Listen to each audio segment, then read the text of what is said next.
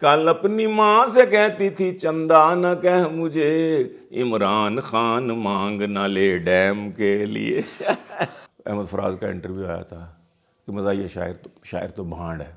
آپ کا کون سا مشاعرہ مشکل ترین تھا؟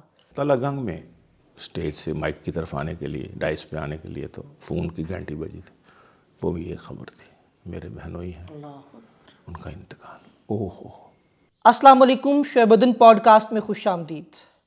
ناظرین، آج ہماری پوڈ کاسٹ بہت اسپیشل ہونے جا رہی ہے، کیونکہ آج پوڈ کاسٹ میں ہمارے ساتھ بڑے اسپیشل گیسٹ موجود ہیں جو لوگوں کے اداس چہروں پر مسکراہٹوں کا باعث بنتے ہیں۔ آج ہمارے ساتھ موجود ہیں پاکستان کے نامور مزاح نگار شاعر جناب سید سلمان گیلانی۔ آج ہم ان سے ان کی زندگی کے حوالے سے دلچسپ باتیں کریں گے اور ان سے ان کی مزے کی شاعری سنیں گے۔ سر، خوش آمدید۔ وعلیکم السلام، خوش آمدید۔ سر، آپ کی عمر کتنی ہے؟ میری 72 سال ہو گئی۔ ماشاءاللہ گیلانی صاحب، ماشاءاللہ۔ بتانا نہیں کسی کو؟ ٹھیک ہے، خاص طور پر عورتوں کو؟ نہیں، کسی کو بھی نہیں بتائیں۔ اچھا، مردوں کو بھی نہیں بتانا، ان کی بھی نظر لگ جاتی۔ اچھا۔ ماشاءاللہ گیلانی صاحب، اس عمر میں بھی آواز اتنی سریلی، کلام عاشقانہ، جذبہ جوانوں والا، اس کا کیا راز ہے؟ ارے بھائی، ٹھاٹھ باٹھ رکھتا ہوں، آن بان رکھتا ہوں، عمر مت میری پوچھیں، دل جوان رکھتا ہوں۔ عمرج کی رکھیا کہندے نا، دل ہونا چاہیے جوان، دل ہونا چاہیے۔ تو اور جوانی کا راز بھی یہی ہے، مطلب کہ اگر آپ کہتے ہیں نا جی کہ آپ ٹو لک ایٹ 55 کے لگتے ہیں، 50-55 کے، میں نے حساب لگایا کہ میری 3 عمریں ہیں۔ اچھا۔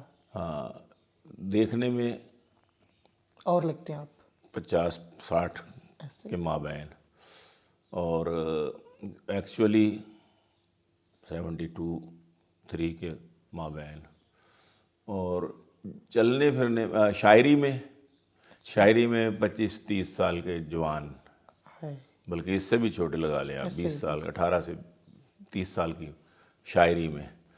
اور ایکچولی بتا دوں، چلنے پھرنے میں پھر پتہ لگتا ہے کہ یہ بندہ کو بترایا ہوا ہے۔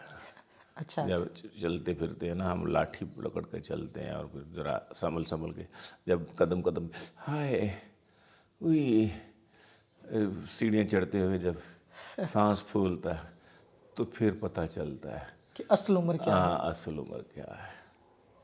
3-4 پورشن ہیں میرے اس حوالے سے۔ اب آپ کو پتہ نہیں کون سا پورشن پسند ہے۔ گیلانی صاحب، کہتے ہیں نا، اگلی دے نہ پچھلی دے، میں صدقے جاواں وچلی دے۔ تو اگلی جو آنے والی ہے یعنی بڑھاپا ہوتا ہے، اور جو پچھلی ہے وہ بچپن، وہ جوانی، وہ بڑی سہانی ہوتی ہے۔ اللہ تعالیٰ آپ کو سلامت رکھے۔ اور صدقے جاواں وچلی دے، وہ وہی ہے جو وچلی ہے، یعنی جوانی کی، جو جوانی سے پہلے بچپن، لڑکپن، اچھا، اور جوانی کے بعد اگلی۔ تو نہ اگلی دے نہ پچھلی دے، میں صدقے جاواں وچلی دے۔ اور وچلی عمر میں جو کچھ آدمی کر جاتا ہے وہی اس کا سب کچھ ہوتا ہے۔ گیلانی صاحب، اپنا تھوڑے بچپن کے بارے میں بتائیں، آپ کہاں پیدا ہوئے، آپ کا بچپن کیسا گزرا؟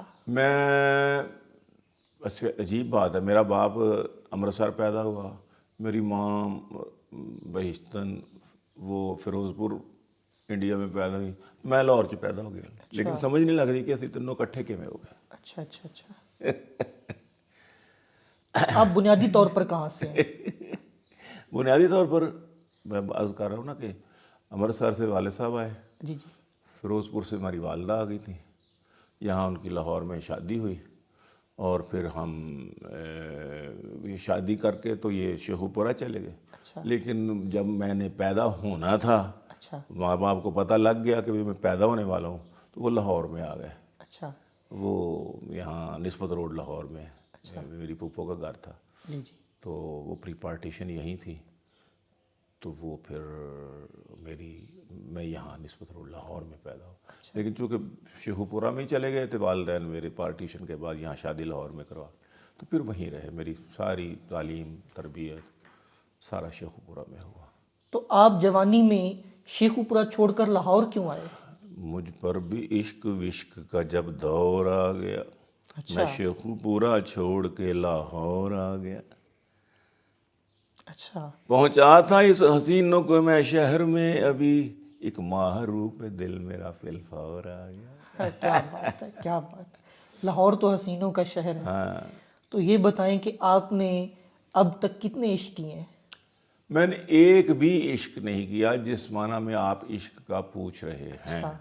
الحمدللہ اس دلدر سے دور ہی رہا، اچھا، اس پریشانی سے، اس مشکل سے، اس ابتلا سے، اس نحوست سے۔ وہ کہتے ہیں نا کہ شاعر کے لیے محبت لازمی ہے، تو آپ شاعر بھی ہیں لیکن ہاں، محبت لازمی ہے، لیکن شعر میں شاعری کے لیے محبت لازمی نہیں، شاعر یا پیدا ہوتا ہے یا پیدا نہیں ہوتا۔ البتہ محبت ہو جانا، پھر محبت کا حاصل نہ ہونا، محبوب کا وصال نہ ہونا، یہ شاعری میں سوز و گداز پیدا کرتا ہے۔ یہ نہیں ہے کہ شاعر بنا دیتا ہے، سوز و گداز پیدا کر دیتا ہے، اس کے اندر شعر میں ایک خاص کیفیات پیدا ہو جاتی ہے، اس کی تاثیر بڑھ جاتی ہے۔ ورنہ یہ نہیں کہ جی شاعر بنا دیا محبت نے، not at all, not at all. یہ ایسے پرسیپشن قائم کر لی لوگوں نے وہ ساغر صدیقی جیسے دوستوں کو دیکھ کے، ورنہ شاعر شاعر ہوتا ہے۔ شاعر آپ نے شاعری کا باقاعدہ آغاز کب کیا؟ میں نے میٹرک میں کر لیا تھا اچھا، شروع۔ والد صاحب شاعر تھے، سید امین گیلانی مشہور شاعر تھے، تو وہ چونکہ مشاعرے ہوتے تھے، مشاعروں میں آتے جاتے تھے، بڑے بڑے شعراء ہمارے گھر آتے تھے، ہمارے والد صاحب بڑے بڑے مشاعروں میں جاتے تھے، آل انڈیا مشاعرے ہوتے تھے، آل پاکستان مشاعرے ہوتے تھے، ریڈیو پاکستان میں مشاعرے ہوتے تھے، ریڈ کراس والے مشاعرے کرایا کرتے تھے، مجھے یاد ہے۔ تو وہ مختلف تنظیمیں کرایا کرتی تھی، تو پھر شاعر دوست آپس میں مل کے گپ شپ، تو ہم وہاں سے پھر انیشیٹو ہم کو ملا۔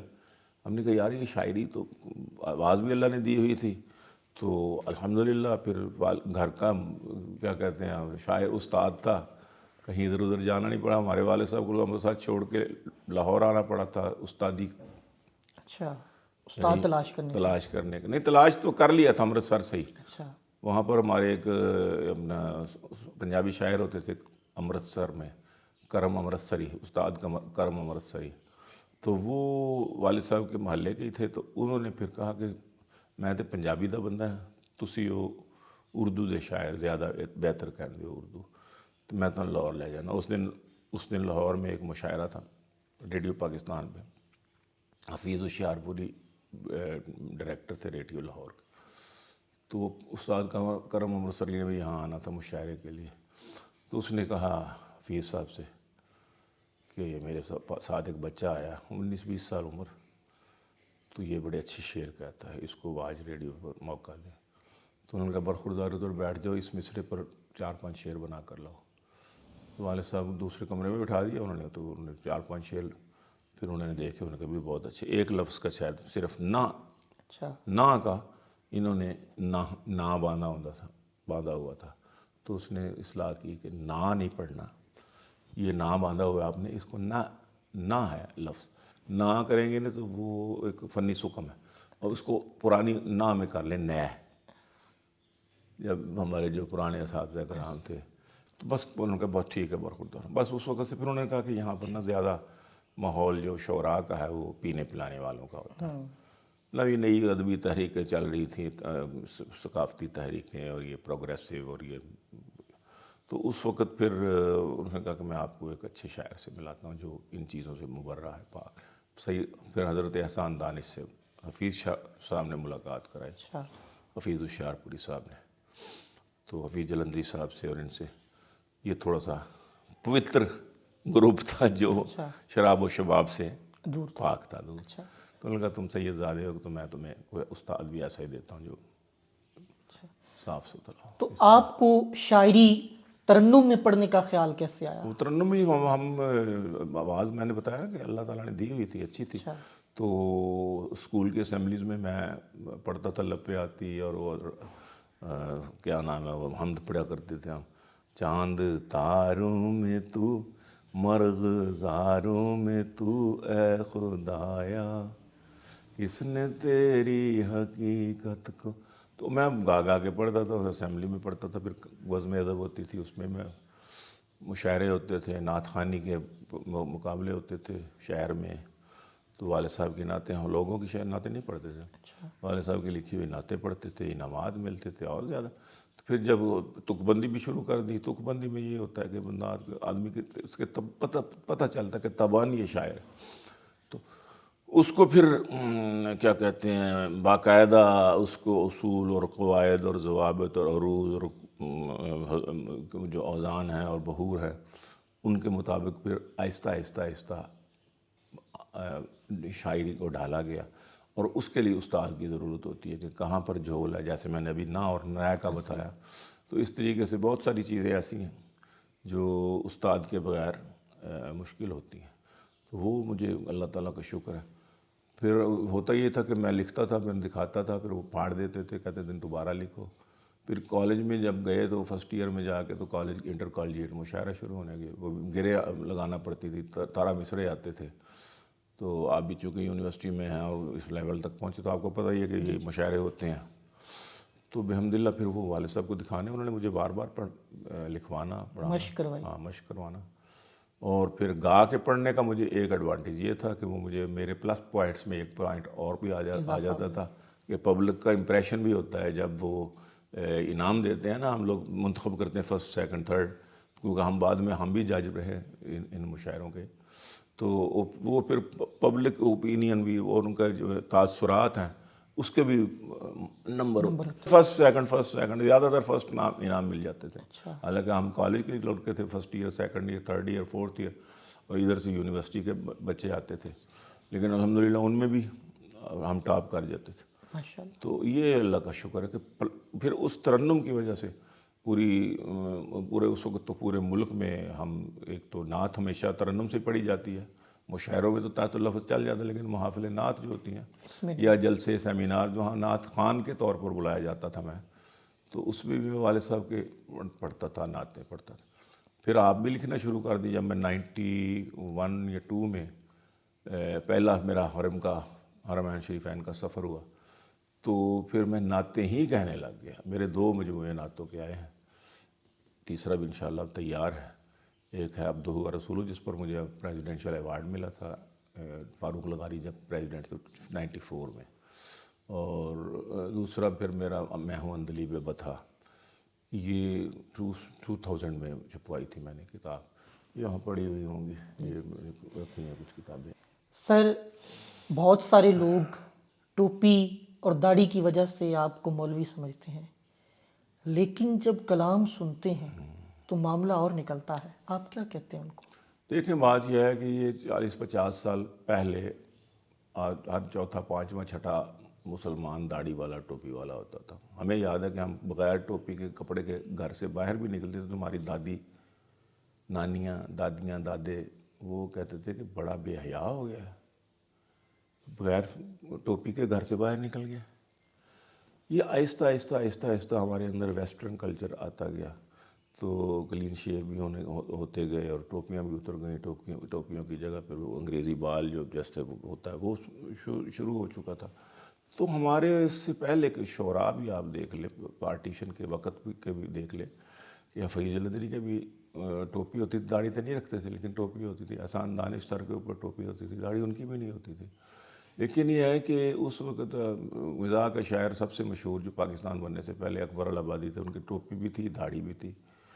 اور اسی طرح اس وقت کے جتنے بھی شعراء ہیں اکثریت ان میں ٹوپی اور داڑھی والی ہوتی تھی. جگر مراد آبادی دیکھ لیں، داغ دہلوی دیکھ لیں، یعنی ہمارے قریب کے جو اساتذہ شمار ہیں. پیچھے تو سر ہے ہی سارا، وہ مرزا غالب بھی ٹوپی اور داڑھی تھی، اور اپنا میر تقی میر بھی جن کی بھی تصویریں شاعروں کی دیکھیں. تو یہ تو گریجولی پھر وہ ویسٹرن کلچر ہمارے اوپر حاوی ہوتا گیا تو یہ ختم ہو گیا. اب بھی جب مجھے کوئی دیکھتا ہے تو میرے ساتھ اس وقت پڑھا کرتے تھے مشاعرے، بلکہ میں ان کے ساتھ پڑھا کرتا تھا، بڑے سینئر تھے، عنایت اللہ، پروفیسر عنایت اللہ صاحب، عنایت علی خان حیدرآباد کے، ابھی 3-4 سال پہلے فوت ہوئے ہیں. وہ ان کی تو پوری داڑھی تھی ناف تک، سر پہ ٹوپی بھی ہوتی تھی، پروفیسر تھے. تو وہ بھی مزاح ہی تھے، زیادہ تر ان کی بھی مزاحیہ شاعری تھی.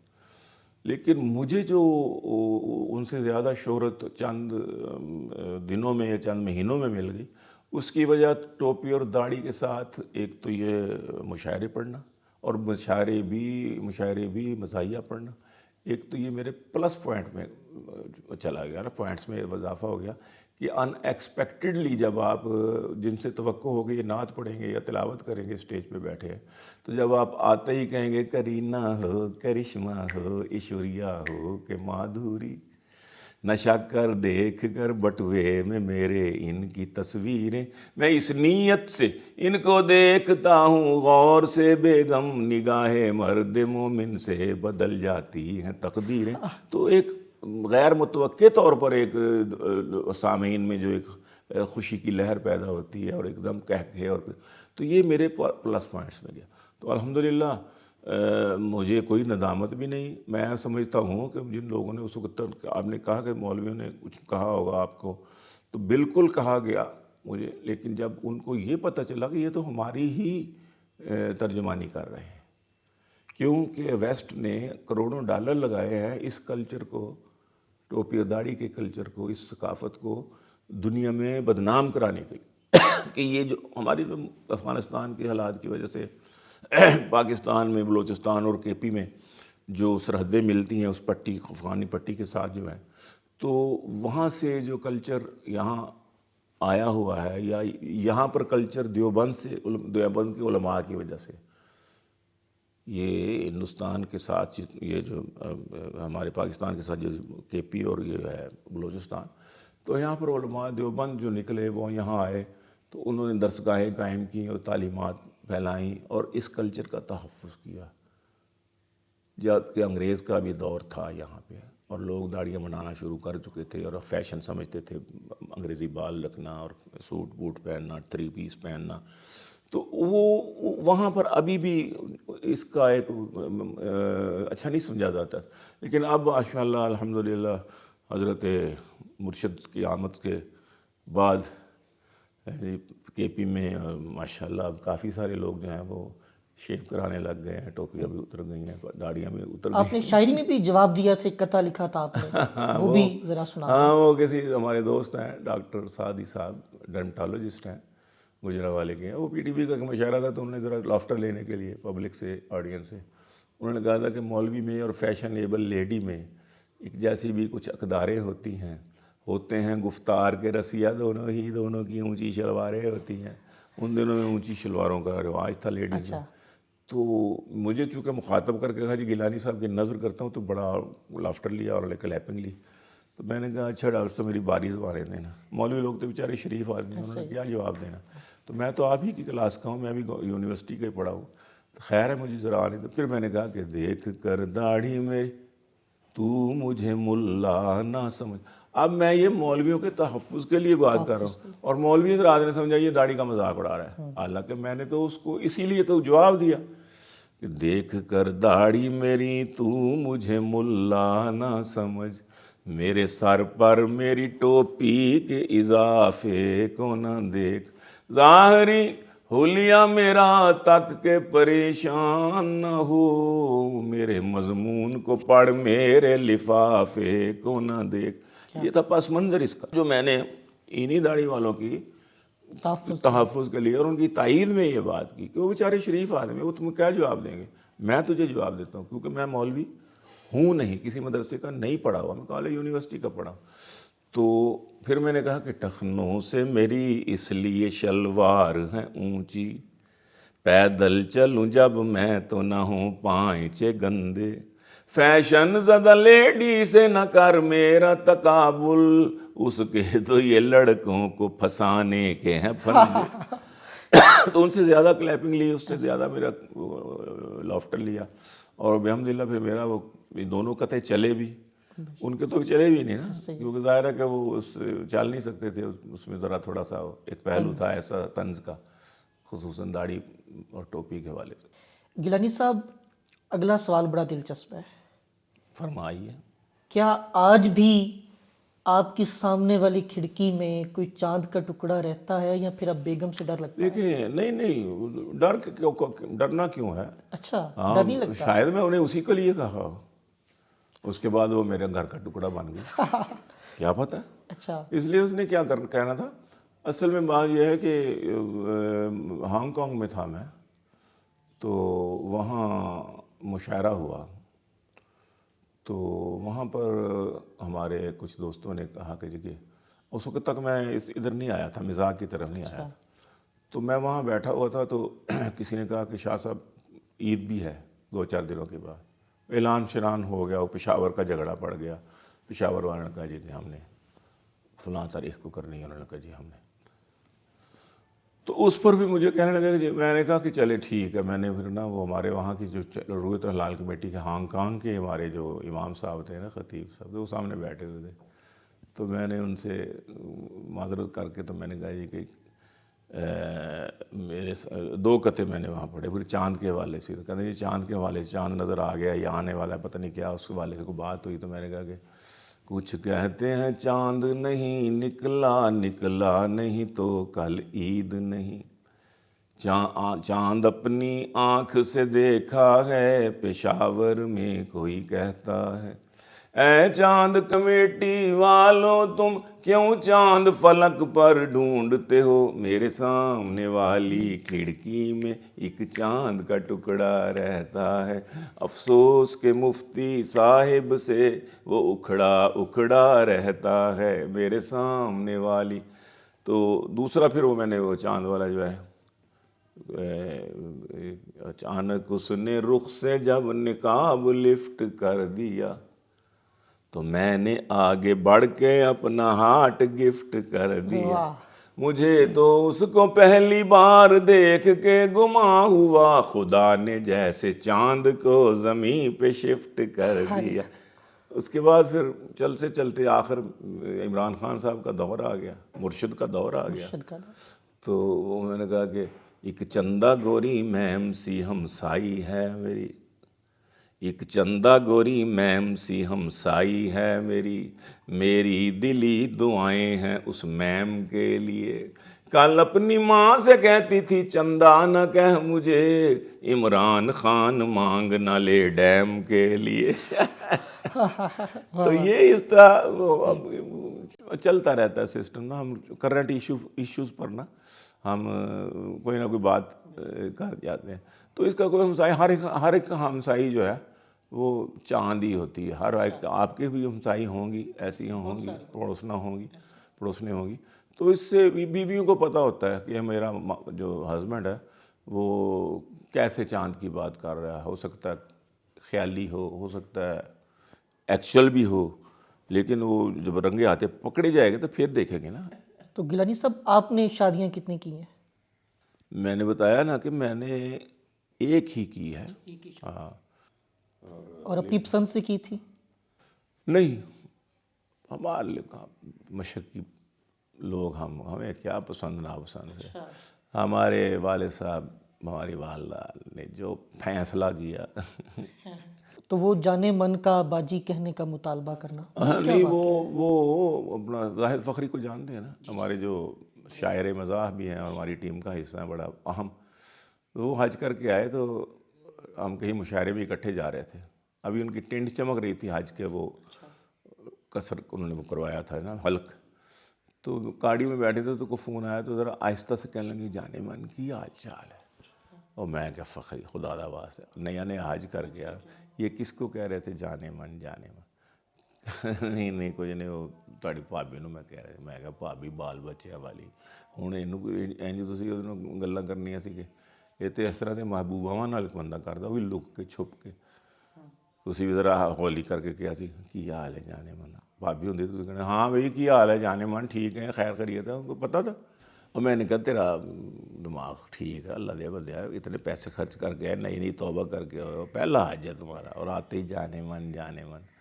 تو خیر اس نے تو ہنس کے ٹال دیا، لیکن میں نے پھر اس پر بنا لیا کہ، تو میں نے کہا کہ اس شوق سے جو میں نے کہا جانے من سنو، حج کر کے آیا ہوں مجھے حاجی کہا کرو، وہ بولی حج کا اب یہ تقاضا ہے حاجی جی، اب جانے من نہیں مجھے باجی کہا کرو۔ کیا کہنے گیلانی صاحب، کیا کہنے۔ ہاں بہت شکریہ۔ تو یہ وہ آپ نے جو فرمائش کی، جو یہ واقعہ تھا، اور وہ جو واقعہ تھا ایک اور اس قسم کا واقعہ تھا میرے ہولیے پر، اور اس پر آپ کا ایک سوال پہلے آپ کر چکے ہیں. تو وہ میں شکاگو میں نہیں، میں گلاسگو میں تھا. ہاں گلاسگو میں تھا، وہاں پر مشاعرہ تھا. میں پہلے سے وہاں پہنچا ہوا تو سنجیدہ حوالوں سے، نعت کے حوالوں سے، اور مجھے پھر انہوں نے دعوت دے دی کہ ہمارے یہاں مشاعرہ انٹرنیشنل، پورے امریکہ سے بھی لوگ آئے ہوئے ہیں، برطانیہ سے بھی تو ہیں ہی، بھارت سے اور دوسرے ملکوں سے بھی، یو اے سے، بنگلہ دیش سے، تو آپ کے شیخو پورہ سے، پاکستان سے آئے ہوئے تو آپ ہماری نمائندگی کر دیں. ڈاکٹر انعام الحق جاوید بھی وہاں تھے، یہ ہمارے. تو وہ مشاعرہ شروع ہوا نا، تو مجھے جب میری باری آئی تو انہوں نے جو اینکر تھی نا مشاعرے کی، ہوسٹ جو کر رہی تھیں، انہوں نے میرے ظاہری گیٹ اپ پر نا کچھ طنزیہ سا جملہ کہا، اور کہا میں ان کو دعوت دینے لگی، پتہ نہیں آ کے وہ قرآن سناتے ہیں کہ حدیث سناتے ہیں کہ کیا کرتے ہیں، اللہ ہی خیر کرے. بہرحال میں ان کو دعوت دے رہی ہوں. اس کا نام تھا کیا کہتے ہیں، مس راحت ان کا نام. تو میں نے اسی وقت نا یہ فی البدی، بالکل فی البدی ہوا، اسٹیج پر پہنچتے پہنچتے ہو گیا کہ کیونکہ مجھے تھوڑے سے نا محسوس ہوا کہ یار اس میں تھوڑی سی ہیومیلیشن ہے، کوئی تھوڑی سی. تو بلاتی تو ذرا ادب سے تہذیب سے بلا لیتی، بعد میں چاہے جو مرضی جگت شگت لگا دیتی. تو اس لیے پھر مجھے نا تھوڑا سا وہ ہوا فیل. بلکہ ہماری اچھی دوست ہیں وہ، جب ہم جاتے ہیں اب بھی ملتی ہے. وہ انجوائے کیا اس نے، بڑی باذوق خاتون ہے. تو وہ انہوں نے کہا کہ میں نے کہا جاتے ہی میں نے کہا کہ شاعری کی طرف تو میں سنجیدہ شاعری کی طرف تو میں بعد میں آتا ہوں، لیکن پہلے میں مس راحت کو جواب دے لوں کہ میں نے کہا کہ آپ یہ مشروب پیجے خوب راحت بخش ہے. وہ راحت ان کا نام تھا. آپ یہ مشروب پیجے خوب راحت بخش ہے. یہ کمرشل دیکھ کر ایک دوست اس میں کھو گیا، روز پابندی سے پیتا تھا وہ یہ مشروب، اب عقد راحت کام اگر اس کے کزن سے ہو گیا. اور جب میں نے یہ پڑھا نا تو لوگ وہاں کے بڑے محظوظ ہوئے. انہوں نے کرسیوں سے اٹھ کے واہ واہ واہ واہ، گیلانی صاحب دوبارہ آؤ، دوبارہ آؤ. کہیں وہ کزن بھی ادھر ہی تو نہیں بیٹھا ہوا تھا؟ وہ بیٹھا ہوا تھا نا، اور ان لوگوں کو تو پتہ تھا، مقامی لوگ تھے، ان کو پتہ تھا کہ اس کی شادی بھی اس کے ساتھ ہوئی ہے. تو اس لیے اس کو دیکھ دیکھ کے وہ پڑھے. تو میں نے کہا کیا بات ہے، یہ کس کو دیکھنا ہے؟ اس کا اصل میں کزن بیٹھا بھی ہوا ہے اور وہ اس کا شادی بھی ہوئی ہے چند دن پہلے. تو اس لیے لوگوں کو، یہاں کے مقامیوں کو پتہ ہی تھا، وہ بار بار سن رہے. 4-5-6 دفعہ انہوں نے مجھ سے نا کہ نہیں اب یہی سنائیں، اور وہ بیچاری کچی کچی ہوتی جا رہی تھی. تو یہ اس میں نام ڈاکٹر انعام الحق جاوید بیٹھے ہوئے تھے. انہوں نے کہا شاہ جی اینج نہیں کم چلنا، تسی مزاق ہو. میں کہا نہیں یار مزاق ہو. ان دنوں تازہ احمد فراز کا انٹرویو آیا تھا کہ مزاحیہ شاعر تو بھانڈ ہے. جی تو میں نے کہا جی کہ اچھا نہیں لگتا، کہ کہنا اودی رائے اپنی جگہ دیتے، لیکن تسی بارہ کہو. یعنی اس واقعے کے بعد آپ نے باقاعدہ مزاح لکھنا شروع کیا؟ وہ مجھے مجبور کر دیا نا. میں نے کہا یار واقعی کوئی ہنسانا سنا، یا تو پھر ضمیر جعفری اور دلافر فغار اور انور مسعود جیسی شاعری میں کر سکتا، تو میں چلو آ جاتا اس طرح. لیکن یہ واقعی ان لوگوں نے، سنجیدہ شاعروں نے ہمیں بمشکل قبول کرنا ہے، خصوصاً میرے جیسے بندے کو. تو اس نے کہا ندی ایسی تیسی، ڈاکٹر انعام صاحب نے کہا آپ بالکل بے فکر رہو، آپ آؤ، میں آپ کو ٹی وی پہ بلواتا ہوں. ابھی جو عید آ رہی ہے نا اس میں بلواؤں گا ٹی وی والے سے، کیسے پی ٹی وی والوں سے. پھر وہ آئے تو انہوں نے مجھے کہا کہ آپ نے کچھ مزاح کہا. میں نے کہا نہیں. کہتے یار کہہ لو 2-5-4 قطعے کہہ لو، ایک ادھی غزل. تو وہ پھر میں نے جو پھر میں تن دساں کہ بھی. پھر انہوں نے پی ٹی وی والوں سے کہا، انہوں نے کہا جی وہ تو آ گیا، ہم نے آج 7-8 سال پہلے ان کو ایک دفعہ بلایا تھا لاہور کے مزاحیہ مشاعرے میں، بلایا تھا مجھے. تو انہوں نے ان کو اتنے زور سے پڑھتے ہیں کہ وہ ہمارے حساس قسم کے مائک ہوتے ہیں، وہ پھاڑ دیا تھا انہوں نے. ہماری قیمتی چیز ہے، وہ ان کی آواز اتنی. انہوں نے کہا نہیں میں بتا دوں گا ان کو، سمجھاؤں گا کہ بھئی عام سٹیج کے مائک بڑے جلسوں کے وہ اور ہوتے ہیں، یہ ٹی وی کے تو بالکل ممی ڈیڈی مائک ہوتے ہیں، تو ذرا آہستہ رکھنا. تو مجھے پھر 7-8 سال بلایا ہی نہیں نا انہوں نے. اچھا گیلانی صاحب، آپ کیا سمجھتے ہیں کہ ہمارے ملک میں مزاح لکھنے والے شعراء کی تعداد بہت کم ہے، کیا مزاح لکھنا مشکل ہے؟ دیکھیے بات یہ ہے کہ دو چیزیں لکھنا بہت مشکل ہے شاعری میں، ایک مزاح اور ایک نعت. دونوں بہت معمولی سب پردہ ہے درمیان میں، پھکڑ پن میں اور مزاح میں بہت نہایت ہی. تو اس سے بچنا بڑا مشکل ہوتا ہے. ابتذال جس کو بولتے ہیں نا اپنی زبان میں، اس سے بچنا بڑا ضروری ہے. ہنسانے کو تو کیا ہے، آپ کسی کو ماں بہن کی ننگی گالی دیں گے اور ہنس پڑے گا. آپ اس کے سامنے کوئی بیہودہ حرکت کر دیں وہ ہنس پڑے گا. لیکن مزہ تب ہے کہ آپ اپنے ادبی انداز سے ان کو ہنسائیں، اپنے شستہ مزاجی سے اس کو ہنسائیں، اپنی کیا کہتے ہیں خوشگلوئی سے ان کو ہنسائیں، آپ اپنے انداز بیان سے تکلم سے ان کو ہنسائیں. آپ الفاظ کا ایسا چناؤ کریں کہ وہ لوگ ہنس پڑے. اس خیال کو آپ مزاح میں لے کے آئیں جو خیال آپ اپنی ماؤں بہنوں بیچیوں بیٹیوں کے ماں بہن ڈسکس کر سکیں، اس پر آپ کریں مزاح.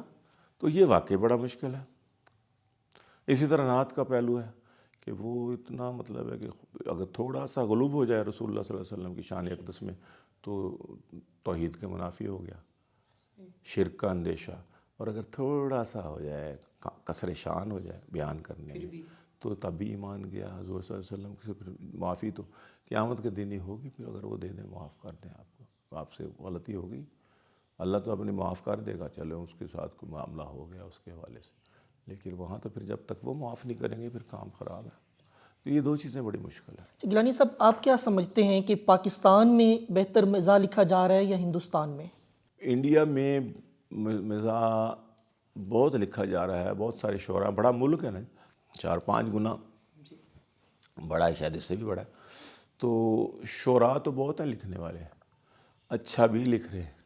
لیکن مزاح میں وہی جو ہے نا کہ پھکڑ پن کا اور اس میں جو فرق ہے وہ پاکستان میں زیادہ احساس کیا جاتا ہے اس بات کا کہ پھکڑ پن نہ ہو اس میں. وہاں پر کچھ جو ہے نا ان کی مزاحیہ شعراء شعر کہتے ہیں جو، وہ اس معیار پہ نہیں ہے جس طرح ہمارے یہاں پہ عادل یہ ہمارے جو تھے کیا کہتے ہیں پاکستان کے مشہور شعراء جی، انور مسعود صاحب ہیں، سید ضمیر جعفری مرحوم ہیں اور دلاور فغار مرحوم ہیں. اور اس قسم کے شعراء آج کل ہمارے ہاں یہ پاکستان سے چلے گئے، امریکہ چلے گئے ہوئے خالد عرفان ہیں. یہ بڑا اچھا مزاح کہتے ہیں، ہر لحاظ سے مزاح ہوتا ہے، طنز بھی ہے اور مزاح بھی ہے. وہاں پر نا تھوڑا سا بلو دا بیلٹ ہو جاتا ہے. بہت اچھے شاعر بھی ہیں وہاں پر مزاح کے، لیکن مقابلتاً جب تقابل کیا جائے گا تو وزن ہاں اس طرف ہی بہتر آئے گا. اور دوسرا، آپ نے وہ لڑکیوں کو کوئی للکارا بھی تھا اپنے حلیے سے کہ اگر ہم بیوٹی پارلر سے نکل کر آ جائیں، وہ کیا واقعہ تھا؟ وہ قطع اگر سنا دیں. نہیں، وہ تو ایسے ہی شعر و شاعری تھی. ہزاروں سیلفیاں ایسی کہ ہر سیلفی پہ دم نکلے. لیکن پھر میں نے سوچا کہ نہیں، ایک واقعہ ہوا تھا کافی عرصہ پہلے. آزاد کشمیر سے کچھ آئے ہوئے تھے پروفیسر، داڑھی والے مولوی بھی تھے، وہ نماز بھی پڑھاتے تھے، پروفیسر بھی تھے. تو ضیاء الحق کا دور تھا تو وہ سیرت کانفرنس میں آئے تھے. تو جس ہم ہوٹل میں ٹھہرے تھے نا پی سی میں، اس میں وہ میرے ساتھ روم میٹ تھے. تو وہ جب اگلے دن جانا تھا نا، ہم نے صبح 9 بجے کنونشن سینٹر میں پروگرام کے لیے اسلامک سیرت کانفرنس پہ، تو وہ رات ساری وہ میک اپ کرتے رہے نا.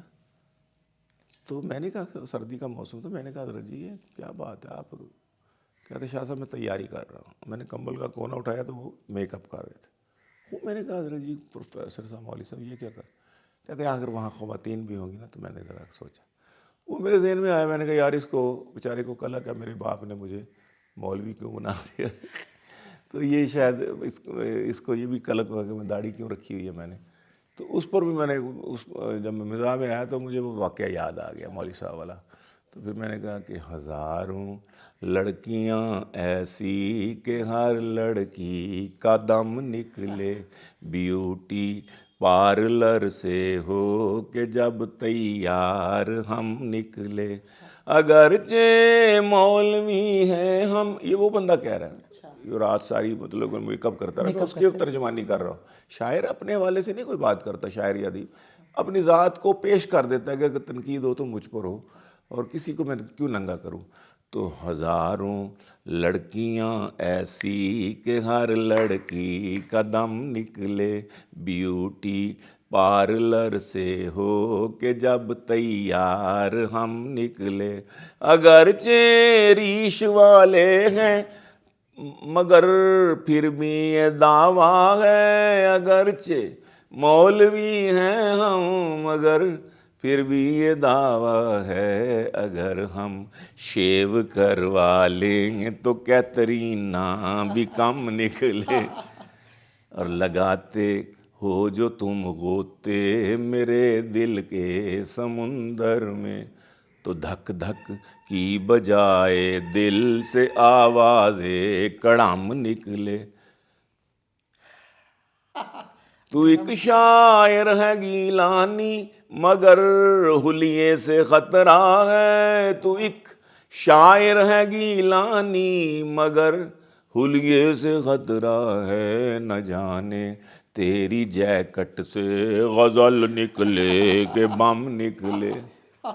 یعنی آپ اندازہ لگائیں کہ اس دور میں یہ وقت بھی آ رہا تھا ہماری زندگی میں کہ اس داڑھی ٹوپی والے کو، جس کو سب سے معزز، سب سے معتبر، سب سے اچھے لوگ سمجھنا چاہیے تھا، ان کے حوالے سے یہ تأثر قائم ہو گیا ہے کہ یہ دہشت گرد ہیں، یہ ٹوپی والے، یہ داڑھیوں والے، یہ اچھے مسلمان نہیں ہیں، یہ ایک دوسرے کو مارتے ہیں. حالانکہ وہ 8-10 ہزار لوگوں کی وجہ سے یہ کتنا 1.5 ارب مسلمان جو ہے یہ بدنام ہو رہا ہے. تو میں تو سافٹ امیج پیش کر رہا ہوں اس طبقے کا، داڑھی والے، ٹوپی والے، کہ نہیں بابا، یہ ویسٹ کہہ رہا ہے کہ یہ مولوی لوگ اگر برسر اقتدار آ گئے تو یہ سینمے بند کر دیں گے، سپورٹس بند کر دیں گے، کلب بند کر دیں گے، ٹی وی بند کر دیں گے، چینلز پر پابندی لگ جائے گی، یوٹیوب بند ہو جائے گا، واٹس ایپ بند ہو جائے گا، فیس بک. ایسی بات نہیں. جائز حد تک تفریح اسلام بھی اس کی اجازت دیتا ہے. تو میں تو ان لوگوں کا، داڑھی والوں کا، ٹوپی والوں کا دفاع کر رہا ہوں. اگر جی مجھے بڑی بڑی آفرز ہوئی ہیں، گانے لکھیں، فلموں کے گانے لکھیں، آپ ہمارے لیے فیچرز بنائیں، آپ ہمارے لیے یہ کریں وہ کریں، ہماری سیاسی پارٹی میں آئیں، ہمارے سیاسی پارٹی کے لیے ترانے لکھیں، غزلیں لکھیں، ان کے لیے اشعار لکھیں. ہم آپ کو لاکھوں روپے مطلب ہے کہ آفرز ہوئی ہیں، بڑی بڑی تعلیم، بڑے بڑے عہدوں کے لیے کہا گیا، تحصیلدار لگا دیتے ہیں کہیں نہ کہیں ہماری ہر پارٹی کے لیے کچھ نہ کچھ لکھیں، اگر ہم برسر اقتدار تو یوں. میں نے کہا نہیں، ہماری جو پارٹی ہے شروع سے ہمارے والد صاحب کی پارٹی ہے، اس میں ہیں ہم، اسی وقت اس کے ساتھ ہی آخر ایک پارٹی بندے نے چن لی ہے نا، اسی کے ساتھ رہنا ہے. تو الحمدللہ میں نے کہا کہ میں آپ لوگوں کا، جو لوگوں نے مجھ پر تنقید شروع میں کی، میں نے کہا میں آپ کا امیج درست کر رہا ہوں، میں ایک برج بناؤں یہ مسٹر اور مولا کی تمیز ختم کرنے. جس وقت دیوبند کی اور علی گڑھ کی آپس میں لڑائی ہو رہی تھی تو یہ اس کی سازش تھی، ویسٹ والوں کی، گوروں کی سازش تھی کہ یہ آپس میں ایک نہ ہوں، لڑتے رہیں. ملا الگ پیدا ہو کالج سے، یونیورسٹی سے، کالج سے، یونیورسٹی سے، اور مولوی الگ پیدا ہو مدارس سے، تو یہ اکٹھے بنا ہو. تو ہر دور میں یہ کوشش کی گئی، ہر دور میں ان کو ناکامی کا سامنا کرنا پڑا، یعنی نہیں ہوئے اب اکٹھے ہم لوگ. اور یہ آج بھی یہی ہے کہ ہم کئی دفعہ ہوا ہے کہ نصاب ایک کر دیں ان سب کا، لیکن نہیں کرنے دیتی بیوروکریسی ہماری. اچھا گیلانی صاحب، زندگی میں آپ کا کون سا مشاعرہ مشکل ترین تھا؟ تلہ گنگ میں مشاعرہ تھا، وکلاء نے بلایا ہوا تھا مجھے، بار ایسوسی ایشن. تو سیشن جج صاحب صدارت کر رہے تھے، چکوال ضلع کے سیشن جج صاحب. تو میرا نام جب انہوں نے پکارنے لگے ہیں نا، عین اسی وقت میرے فون پہ بیل ہوئی ہے. تو میں نے فون اٹھایا تو میری مسز تھی. اس نے کہا کہ آپ کے بہنوئی کا نا انتقال ہو گیا، وہ بیمار تھا بیچارہ، یہاں کھاریاں میں ہوتا تھا۔ اب میں نے تو سن کے تو میں نے کہا میں بعد میں کرتا ہوں بات، لیکن اب میں اسٹیج سے مائک پر آنے کا بس یہی وقفہ تھا، میں نے آتے ہی جناب ہنسایا پونا گھنٹہ پورا مزاج سنایا، اور جب آخری شعر میں نے پڑھا تو میں نے کہا جی کہ یہ میرا آخری شعر ہے۔ اس کے بعد میں نے کہا جی میں نے آج زندگی کا بڑا عجیب مشاعرہ پڑھا کہ میں جب آپ گواہ ہیں کہ جب میں اٹھا ہوں اسٹیج سے مائک کی طرف آنے کے لیے، ڈائس پہ آنے کے لیے، تو فون کی گھنٹی بجی تھی، وہ بھی ایک خبر تھی، میرے بہنوئی ہیں ان کا انتقال۔ اوہ ہو، سارے ڈبڈبا گئے یہاں کی، سب کی۔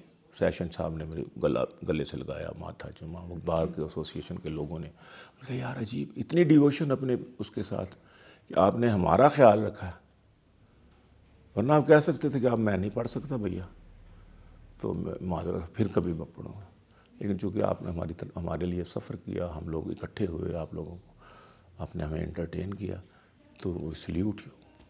یہ میرا سب سے مشکل مشاعرہ ہے، باقی چھوٹی موٹی باتیں تو ہوتی ہیں، لیکن یہ بڑا مشکل مشاعرہ تھا میرے لیے۔ گیلانی صاحب بہت شکریہ، بہت لطف آیا۔ آپ کے آنے سے بھی ہمارا حوصلہ بڑھتا ہے، آپ لوگ جب آتے ہیں، ایک خوشی کی خوشبو جو ہے وہ آپ مسرت کی خوشبوئیں پھیلاتے ہیں اپنے چینلوں کے ذریعے، اور ہماری بھی خواہش یہی ہے کہ کچھ بات پہنچ جائے صحیح، کسی نہ کسی، انور صاحب کہتے ہیں نا کہ صورت طنز و ظرافت ہی صحیح، بات پہنچانی ہے ہم نے انور، صورت طنز و ظرافت ہی صحیح۔ ہم بھی چاہتے ہیں کہ ہماری کوئی نہ کوئی بات شاید کسی کے پاس۔ آخر میں کوئی قطعہ سنا دیں آپ۔ کہ ڈفرینٹ ہنسی اپنی سمائل ہی الگ ہے، اپنا تو میری جان سٹائل ہی الگ ہے، اس فون کی جاسوسیاں کرتی رہو بیگم، محبوبہ سے باتوں کا موبائل ہی الگ ہے۔ بہت شکریہ جی۔ ایک اکبر کا قطعہ پڑھ دوں میں، اکبر آبادی مرحوم کا، کہ تم شوق سے کالج میں پڑھو، پارک میں پھولو، جائز ہے غباروں میں اڑو، چرخ پہ جھولو، پر ایک سخن بندہ ہے آج اس کا رہے یاد، اللہ کو اور اپنی حقیقت کو نہ بھولو۔ تھینک یو سو مچ، بہت شکریہ۔ Thank you so much. Allah